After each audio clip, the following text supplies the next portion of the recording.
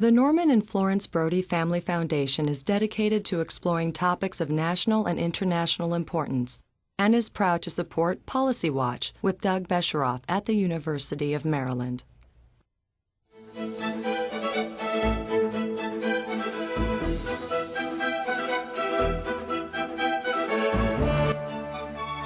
From the University of Maryland, this is Policy Watch with Doug Besheroff.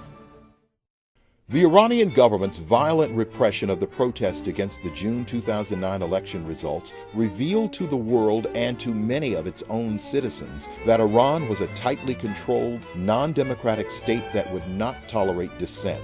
And Iran's quest for nuclear weapons and its support of terrorist networks throughout the Middle East have raised fears among world leaders of the Islamic Republic's growing influence. While some argue that negotiation and a diplomatic approach are the best ways to contain Iranian ambitions, others believe that a more assertive response is necessary. Joining us to discuss what to expect from Iran and possible responses from the West is Michael Ledeen, freedom scholar at the Foundation for Defense of Democracies and author of Accomplice to Evil, Iran and the War Against the West, and now the host of Policy Watch, Doug Besheroff. Michael Ledeen, welcome back to the University of Maryland and Policy Watch. Thanks. In the first segment, we discussed your new book, Accomplice to Evil, Iran and the War Against the West. For me, one of the most alarming passages in this book was when, I think it was Ayatollah Rafsanjani, and I'm not pronouncing his name right. No, you're fine. Said that he'd be willing to trade an Iranian city or two for the destruction of Israel. This was the idea of if they ever traded atomic bombs, one bomb in Israel or two would destroy the country. And Iran is a big enough country to take a couple of hits.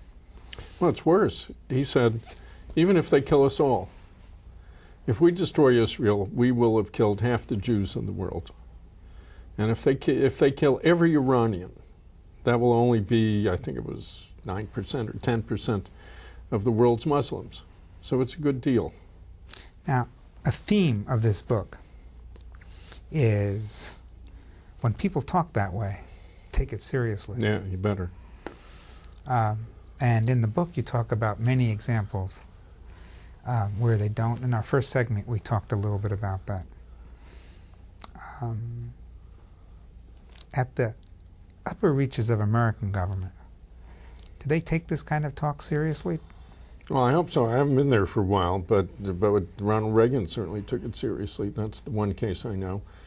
And from what we know of documents that have come out, I mean, certainly Roosevelt did, and Truman did, and Eisenhower certainly did, because he saw it. In fact, Accomplice to Evil begins with what I thought was the most dramatic way to demonstrate how hard it is for us and how reluctant we are to recognize evil when it's right in front of us. And that was when Eisenhower, Patton, and Bradley, towards the end of the Second War, went into their first Nazi death camp. And they had been receiving all kinds of reports about it. I mean, they knew that it existed and all of that. And yet, when they actually got there and saw it and smelled it, Patton had to rush out of the building to throw up outside. It was so overwhelming. And Eisenhower sent cables to Washington saying, everybody has to come here and see it because nothing you read can possibly communicate the horror of this thing. And that's when he ordered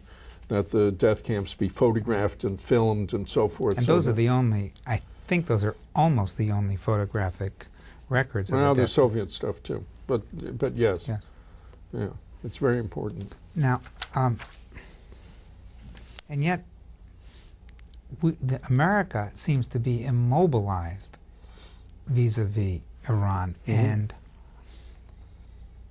it's not as if Iranians or agents of the Iranian government aren't already killing many Americans.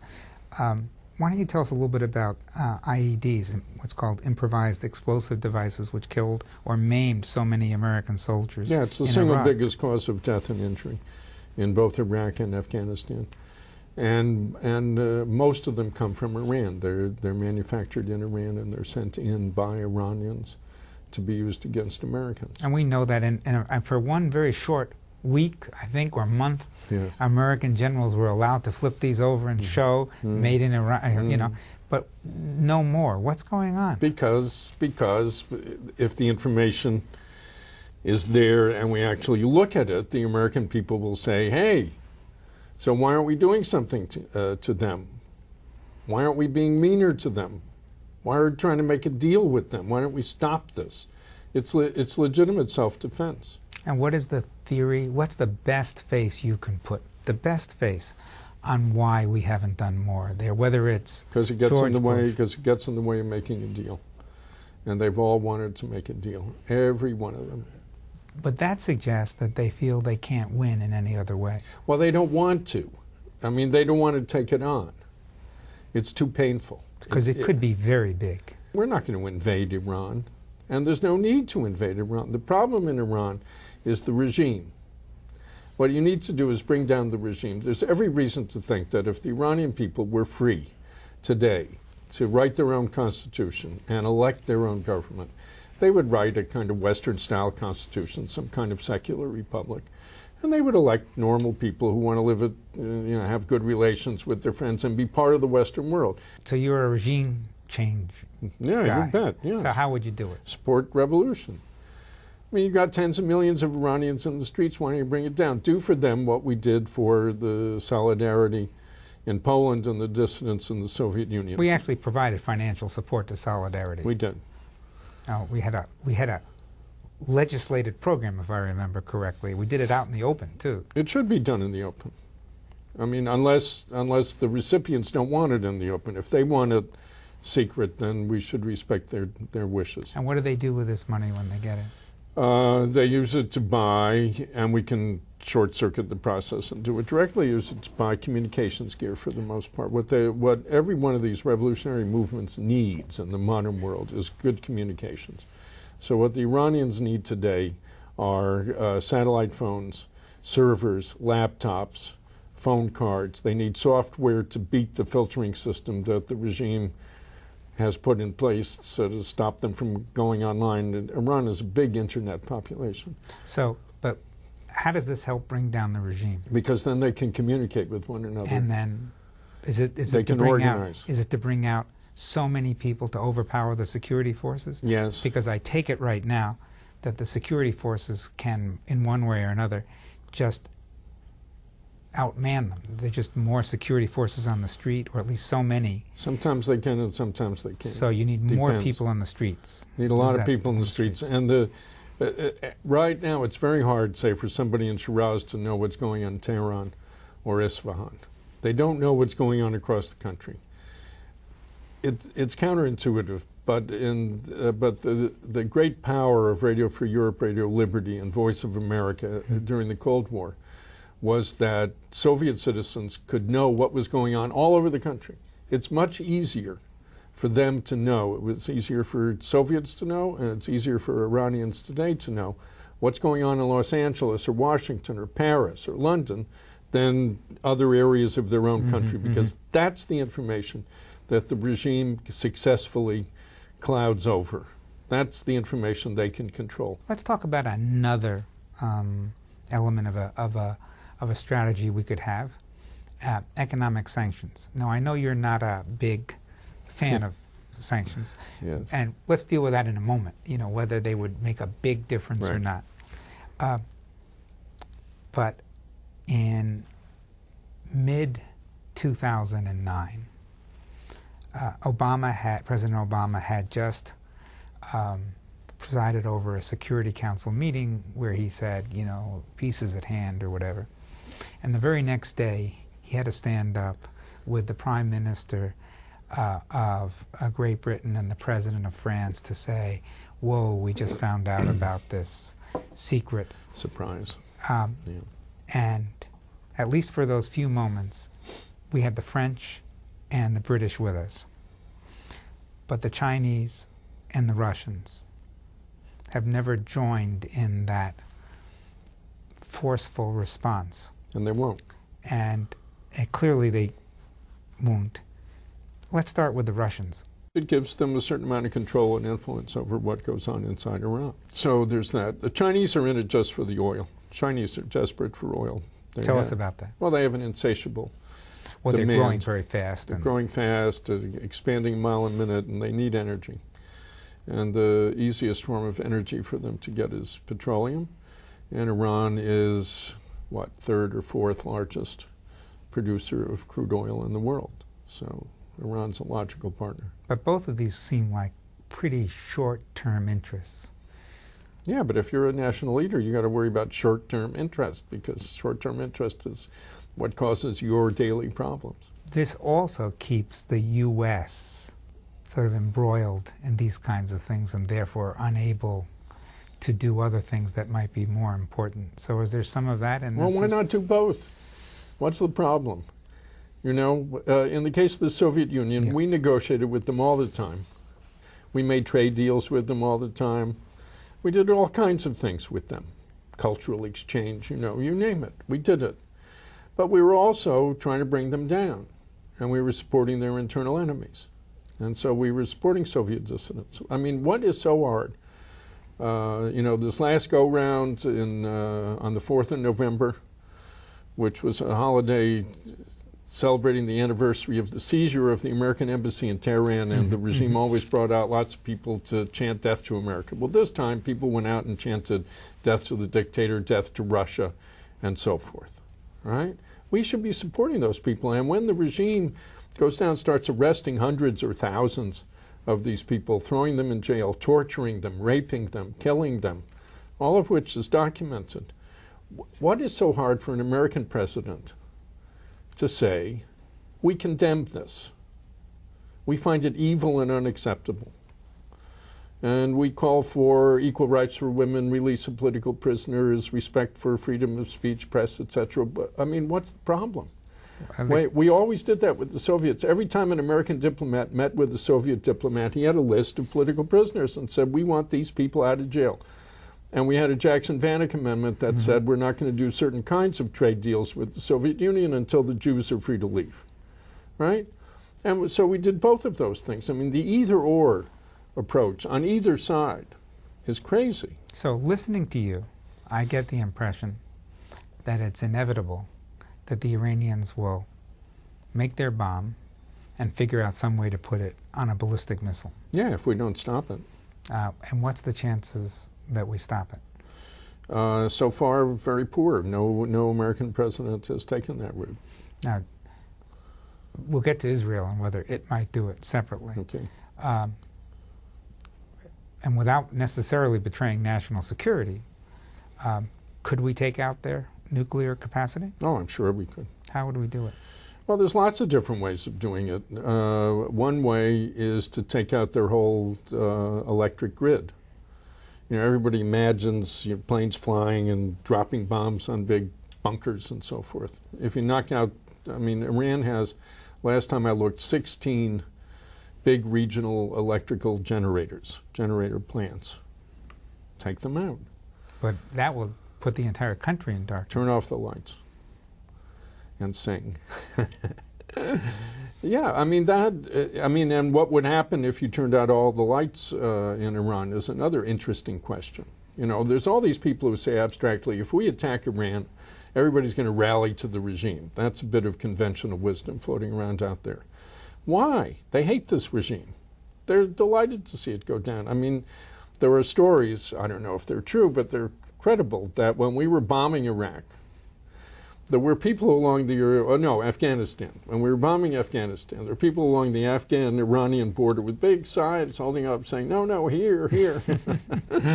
Bomb us, bomb us. Well, you know, the people in the concentration camp wanted the concentration camps bombed. People in the gulags wanted the gulags bombed. So it makes sense to me. Is there something short of the electrical grid? Well, I mean, that's one thing. If you turn off all the lights, it makes it possible for commandos to operate. And without having to drop big bunker busters on these places, which would probably produce lots of civilian casualties.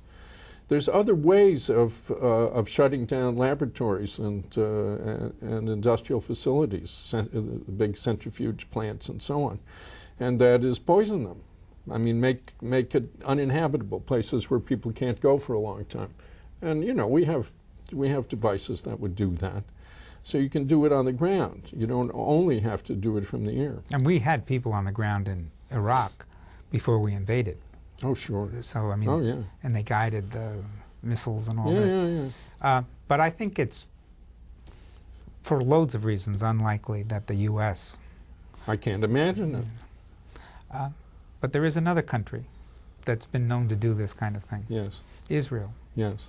Do they do it without asking us? Oh, sure. They can't ask us. Never ask a question when you don't want to hear the answer. Now, of course, that suggests that we could give them the answer before they ask.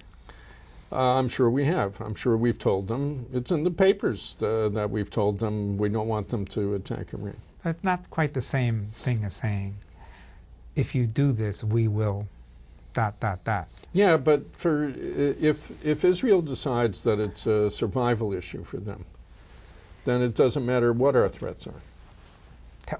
Now tell us how Israel will decide. What are the conditions that lead Israel to say, or the Israeli leaders to say, this is a matter of survival? Just when right. does that happen? You write the movie scene, right? Go There's a prime minister, the head of military intelligence comes in and says, "Sir," and lays out all the stuff, photography, spy reports, etc., and says they are now 4 months from being able to marry an already existing nuclear warhead to an already existing missile that works. And we can't shoot it down. Right. We might be able to shoot down 2 out of 3, but we can't get 3. That's really because there is an anti-missile defense of sorts, Yeah. but if it's nuclear, if it's a nuclear missile, even one getting through is... Right. Okay. How do the Israelis do this? Same way. And they have the capacity. Oh, yes. Plus, you know, Israel knows Iran a lot better than we do. And, you know, we don't have people in Iran. They have people in Iran. You can be quite sure. I would be amazed if there were not Israeli commandos all over Iran. So would I. Yeah. So would I. I mean, it makes no sense. They would have to. So, even though you say this is, you know, a likely, if it comes to that, that's what the Israelis are. They have to. Have to do. Let me ask you, though, to do a thought experiment. Okay. The Israelis don't. The Iranians now have a nuclear arsenal that can reach 500 miles, 1,500 miles. How does that change the Middle East? Well, I mean, they would then be in a position to tell all the key countries in the Middle East what to do and what not to do. And they wouldn't even have to, because the situation would be so clear to everybody that countries like Egypt, Saudi, Morocco, Tunisia, I mean, all those countries would simply have to cater to whatever the Iranians wanted, not to mention Iraq. Not unless they nuclearized as quickly. They would then attempt to nuclearize themselves, yes. And American Secretary of State Hillary Clinton, I think, said in the midst of all this, if the Iranians do this, and she didn't say, and the Israelis don't blow them up, she said the American nuclear umbrella would protect you. Yes, including Israel, and to protect everybody. But no one would take that seriously. Why not? Because we would have revealed ourselves, because we said that we've been saying for years that an Iranian nuke is unacceptable and that we would not permit that to happen. So if it then happened, there'd be no reason for anybody to have any confidence in the United States for the next promise. So all the big countries in the Middle East try to go nuclear. They're probably trying right now. How are they doing that? I should think. You know, they're buying from this generation's AQ Khan, whoever the guy is running the atomic bazaar in the Middle East. And they're buying from European middlemen and Russian middlemen and so forth. I mean, it's a big market, and a lot of those countries have plenty of money. I mean, Saudis have an inexhaustible supply of money, at least for the moment. Now, people who studied the Cold War, you know, mutual deterrence and all Yes. this, why shouldn't we think that this will be like that? This will be a little bit like India and Pakistan, which is they both have the weapons, so nobody uses it. Because the Iranians are messianic fanatics who believe that their mission is to conquer the world and to spread their version of jihad over the entire world, and who have a cult of death and a reverence for martyrdom. This is your key argument. And this is your argument that says this sets them apart from the Russians? Look, I think the Russians, you know, there were several times in the Cold War where we were awfully close to a nuclear exchange. If you go back and look at it. Very close. Cuban Missile Crisis. Yeah, very close. Berlin. There were other times. I mean, there was one moment where the Russians, for I don't know what reason,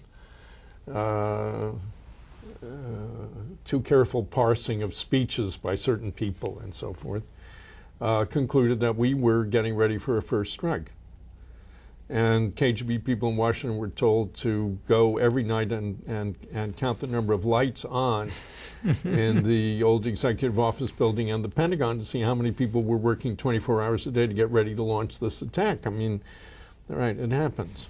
You know, that's easy. But and the Iranians, who believe in every kind of crazy theory known to man, and who you know, have theories of what goes on in this country and what Americans are like and what Americans want. I mean, very easy to imagine them attacking us if they have that capacity.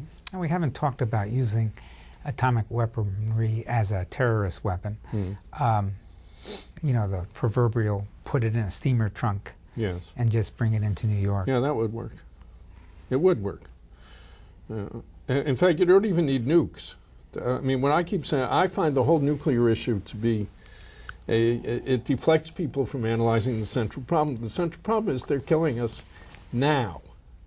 But they're killing it's not us a now. hypothetical. It's not a hypothetical issue. I know, but they're killing us now in little bits and pieces. Well, yeah, not such little bits and pieces. I mean, ask the Pakistanis, ask the Afghans, ask the Iraqis. I mean, they've killed a lot of people, lots of people. I know, but the reason I put it this way is September 11th was 12 or 1,500 people all at once. But, for example, automobile accidents are 37,000 people over a year, every year, year in and year out. Right. And you just, it's background noise. I hate to talk that way about people's deaths. Well, you could kill tens of thousands of people with one shot. If you were you at AEI when Reagan was elected? You were there. Mm-hmm. And we did a war game for ABC News, and the scenario was a tanker comes into New York Harbor and docks, and they start venting fuel oil into New York Harbor, and certain demands are issued and so forth. And you know that when that liner, that tanker, was down to 50% of capacity, it was then the equivalent of an atomic bomb. And if you set that off, you would kill, I mean, you'd wipe out lower Manhattan. I mean, huge, you get a huge explosive blast. All those scenarios are still there, still there. And you don't need anything. You don't need weapons of mass destruction. You don't need, you know, radioactive anything. You don't need bio or chemo or anything. That's just pumping oil into New York Harbor until your tanker becomes a bomb. So they can do it. I mean, all that is available. So before we close, and we're just about at the end, we've been talking in a very depressing way. But I know you're not a very depressed guy. So, are you hopeful for the future? Well, I wouldn't say hopeful. I'm not hopeful because I don't see anything in our political class that inspires me or that leads me to believe that there's a leader and he's going to drive this thing till we get a good policy toward Iran. What I do know is that we are the one revolutionary country in the world, and that if we set our minds to it, we can do this. It's not that hard. I mean, the Iranian people basically want to live the way we live in the kind of society that we have. If we would just encourage them, and it doesn't take a whole lot. And with some exceptions, all the examples that you give in your book, Accomplice to Evil, we do eventually face the evil and act. Yes. Not always, but most of the time. So far. So yeah. I think I do want to label you an optimist. Well, You write books about it because you expect people to change their minds. Well, I hope to get people to change their minds. So far, I've been at this about 20 years, and I haven't done it. Well, come back when we have, or before that even. Yeah, I'd like that. Michael Ledeen, thank you so much for being with Thanks, us. Doug. It's been enlightening, but a little depressing. So I'm glad we outed you as an optimist. It's a scary world. Yes. Yeah. Thank you. To our viewing audience, thank you so much for tuning in. This is Doug Besheroff from the University of Maryland. If you have any questions or comments, it's policywatch@umd.edu. Thank you very much. Michael, thanks again. Thank you.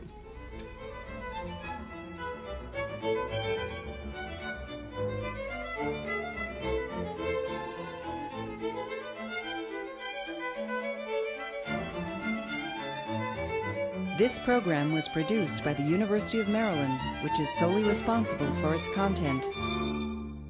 The Norman and Florence Brody Family Foundation is dedicated to exploring topics of national and international importance and is proud to support Policy Watch with Doug Besheroff at the University of Maryland. We are PBS.